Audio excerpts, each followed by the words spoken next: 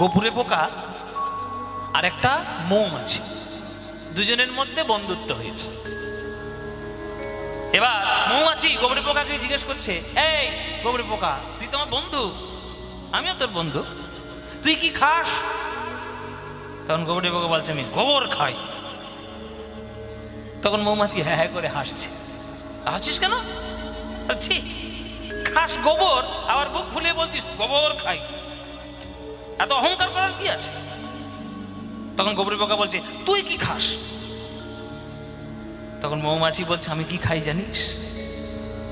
জগতের সব থেকে সৌন্দর্য যার মধ্যে আছে, তার মধ্যে একটা হলো ফুল, আর সেই ফুলের মাঝখানে থাকে পরাগ রেণু, আর সেই রেণুর মধ্যে যে মধু থাকে, সেই মধুটা আমি খাই। তখন গোবরে পোকা বলছে, আমাকে, আমার জন্য, তুই তো আমার বন্ধু, আমার জন্য একটু মধু আনতে পারবি?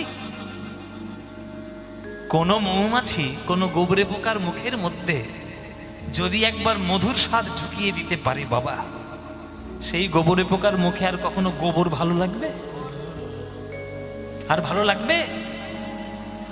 আমরা সবাই হচ্ছি গোবরে পোকা, থাকি গোবরের মধ্যে, বিষয় আশয়, ধন সম্পত্তি, ছেলে মেয়ে, সংসার, অশান্তি, কোন্দল, সেইগুলো নিয়ে খুব সুখে আছি বলে মনে করছি। কিন্তু এই গোবরের মধ্যে থাকতে থাকতে যদি কারোর ভাগ্যে একবার মৌমাছির সন্ধান হয়ে যায়, মৌমাছি মানে কে? সৎগুরু।